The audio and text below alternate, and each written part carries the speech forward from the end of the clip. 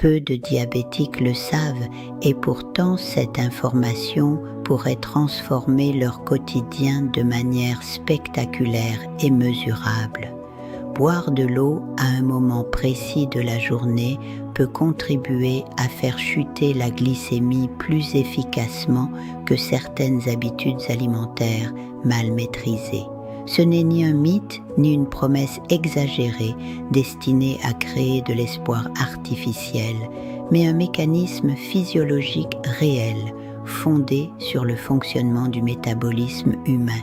Imaginez un geste simple, accessible à tous, sans coût, sans ordonnance complexe, capable d'influencer votre taux de sucre sanguin.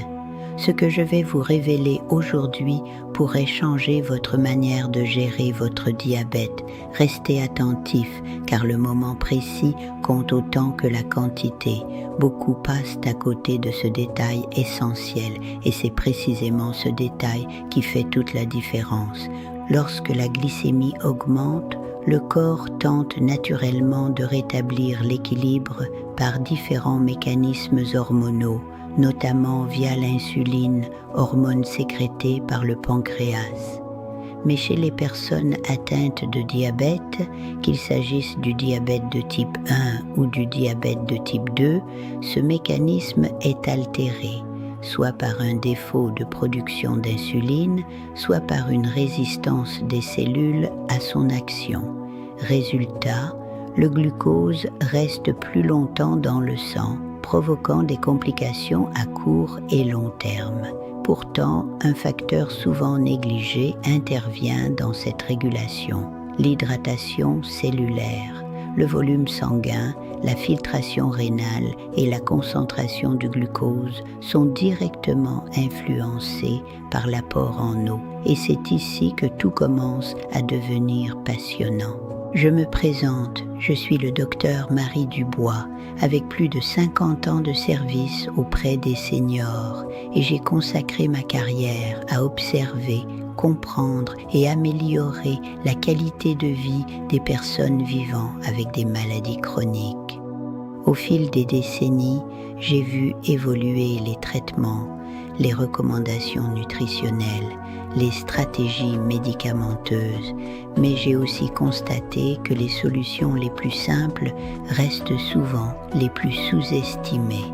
L'eau, ce liquide vital que nous considérons comme banal, joue un rôle stratégique dans l'équilibre glycémique. Aujourd'hui, je vais vous expliquer précisément quand la boire pour optimiser son effet, car le timing en physiologie est une science à part entière. Le moment clé dont je parle est le réveil à jeun, avant toute prise alimentaire ou médicamenteuse, sauf avis médical contraire. Après une nuit de sommeil, le corps se trouve dans un état particulier. La glycémie peut être influencée par ce que l'on appelle le phénomène de l'aube, une élévation naturelle du sucre sanguin due à la sécrétion d'hormones comme le cortisol. Durant la nuit, le corps continue à produire du glucose, même sans apport alimentaire.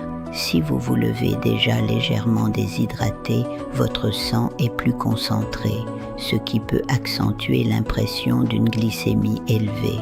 Boire un grand verre d'eau à ce moment précis permet de diluer légèrement la concentration sanguine et d'activer les reins.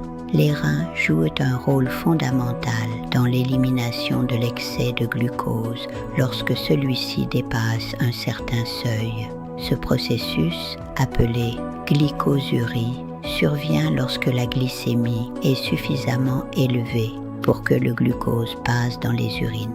Une hydratation adéquate favorise une filtration rénale plus efficace. Cela ne remplace en aucun cas un traitement antidiabétique, mais cela soutient le mécanisme naturel d'élimination. En buvant de l'eau au réveil, vous envoyez un signal physiologique à votre organisme, vous relancez la circulation, vous stimulez les fonctions d'épuration et vous préparez votre métabolisme pour la journée. C'est un levier discret mais stratégique. De nombreuses études observationnelles ont montré qu'une hydratation insuffisante est associée à un risque accru d'hyperglycémie chronique. Le corps, lorsqu'il manque d'eau, sécrète davantage d'hormones de stress, dont certaines favorisent la production hépatique de glucose. Autrement dit, la déshydratation peut indirectement aggraver le déséquilibre glycémique. Chez les seniors, ce phénomène est encore plus marqué car la sensation de soif diminue avec l'âge. Il n'est donc pas rare que des personnes âgées vivent en état de déshydratation légère sans s'en rendre compte. Ce détail peut influencer leurs résultats glycémiques quotidiens. Il est essentiel de comprendre que l'eau n'est pas un médicament miracle, mais un modulateur physiologique.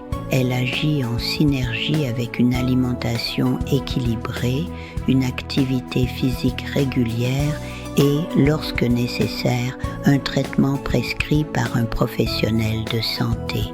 L'objectif n'est pas de remplacer l'insuline ou les antidiabétiques oraux, mais d'optimiser l'environnement métabolique. Une glycémie mieux contrôlée réduit le risque de complications cardiovasculaires, rénales et neurologiques. Ce geste simple peut donc avoir des répercussions systémiques importantes. Et tout commence par la régularité. Parlons maintenant de la quantité idéale. Un grand verre d'eau, soit environ 250 à 300 ml, au réveil, constitue une base raisonnable pour la majorité des adultes, sauf contre-indication médicale spécifique comme une insuffisance cardiaque sévère ou une restriction hydrique prescrite. Il est préférable de boire lentement en position assise pour permettre une absorption progressive. L'eau à température ambiante est généralement mieux tolérée. Ce rituel matinal peut être associé à un moment de respiration profonde, ce qui renforce encore l'effet bénéfique sur le système nerveux autonome. Ce que beaucoup ignorent, c'est que le simple fait de boire de l'eau peut réduire la consommation excessive de calories au petit déjeuner. L'hydratation préalable diminue la sensation de faim intense. Chez les diabétiques, cela peut limiter les pics glycémiques postprandiaux. En préparant le corps avant l'ingestion des glucides, vous réduisez l'impact brutal sur la glycémie. C'est une stratégie comportementale simple, mais redoutablement efficace. Elle agit à la fois sur la physiologie et sur les habitudes alimentaires. Les seniors, en particulier, bénéficient de cette routine car leur métabolisme est plus lent et leur masse musculaire souvent réduite, ce qui influence l'utilisation du glucose. L'eau améliore la circulation sanguine, ce qui facilite le transport des nutriments et des hormones. Une meilleure circulation signifie une meilleure distribution de l'insuline dans les tissus. Ce mécanisme, bien que subtil, contribue à une meilleure sensibilité cellulaire. Avec l'âge, chaque petit ajustement compte et celui-ci est à la portée de tous. Il est important de surveiller sa glycémie pour observer l'impact réel de cette habitude. Je recommande à mes patients de mesurer leur taux au réveil, puis d'intégrer l'eau pendant plusieurs semaines et de comparer les résultats. La constance est essentielle pour obtenir des données fiables. La médecine moderne repose sur l'observation et l'adaptation. Chaque organisme réagit différemment, mais les tendances générales sont souvent encourageantes. Attention cependant à ne pas confondre eau et boissons sucrées dites light ou aromatisées. Certaines contiennent des édulcorants qui peuvent influencer l'appétit ou la réponse insulinique chez certaines personnes sensibles. L'eau pure reste la référence. Elle ne stimule pas artificiellement le pancréas. Elle respecte la physiologie naturelle. Un autre moment stratégique pour boire de l'eau est environ 30 minutes avant les repas principaux. Cette pratique peut réduire la charge glycémique globale du repas. En favorisant une sensation de satiété précoce, elle limite les excès. C'est une approche complémentaire au rituel du matin. Ensemble, ces deux moments peuvent avoir un effet cumulatif. L'activité physique renforce encore ses bénéfices. Une marche matinale après avoir bu de l'eau stimule l'utilisation musculaire du glucose.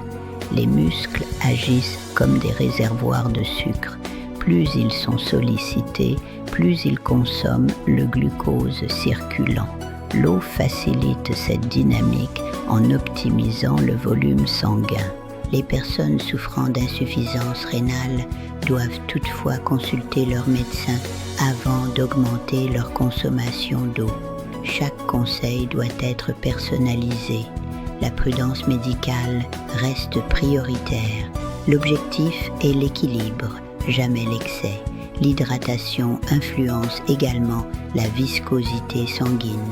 Un sang moins concentré circule plus aisément dans les capillaires. Cela améliore l'oxygénation des tissus. Une meilleure oxygénation soutient le métabolisme cellulaire. Ce mécanisme indirect participe au contrôle glycémique. Le stress chronique augmente la glycémie via la sécrétion de cortisol. Boire de l'eau au réveil, accompagné d'un moment de calme, peut réduire l'activation excessive du système nerveux sympathique. C'est une approche globale. Corps et esprit sont liés. Beaucoup de seniors prennent plusieurs médicaments. L'eau facilite leur absorption correcte et réduit le risque d'irritation gastrique.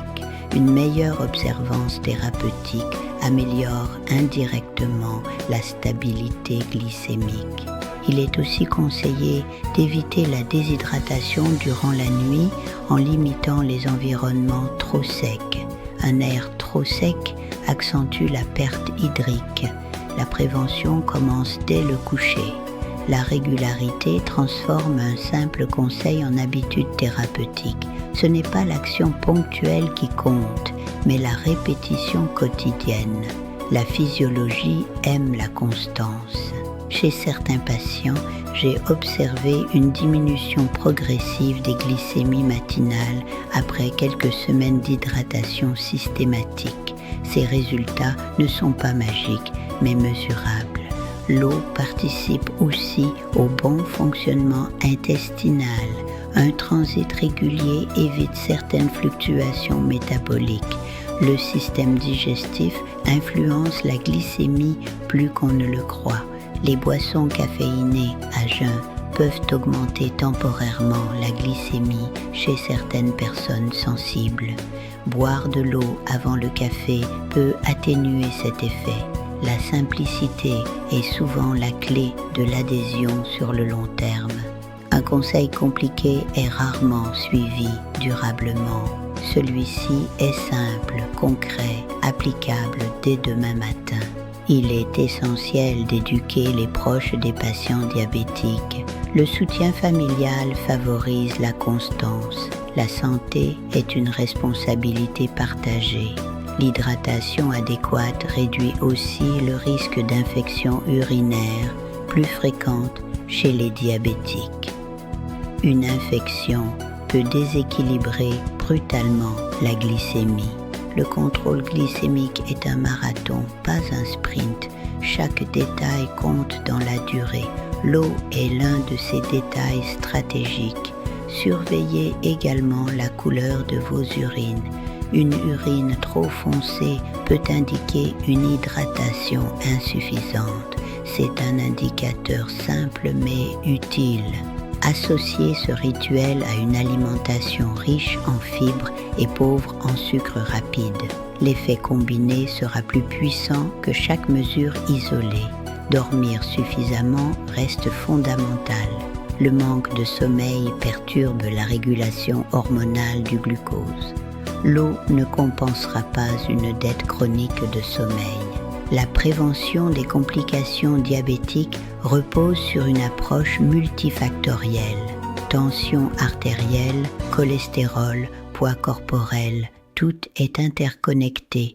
L'eau est un catalyseur silencieux de nombreux processus biologiques. Sans elle, aucun métabolisme ne fonctionne de manière optimale. Je le répète, ce conseil ne remplace jamais un avis médical personnalisé. Il s'intègre dans une stratégie globale supervisée par un professionnel de santé. Si vous êtes diabétique ou proche d'un senior concerné, commencez dès demain matin. Observez, notez, comparez. La connaissance de votre corps est votre meilleur allié. Je suis le docteur Marie Dubois et après plus de 50 ans au service des seniors, je peux vous affirmer que les grands changements naissent souvent de gestes simples répétés avec discipline. Si ces conseils vous ont éclairé et apporté de la valeur concrète, continuez à vous informer, à apprendre et à prendre soin de vous avec rigueur et intelligence. Abonnez-vous pour ne manquer aucun conseil fondé sur l'expérience et la science. Votre santé mérite votre engagement quotidien.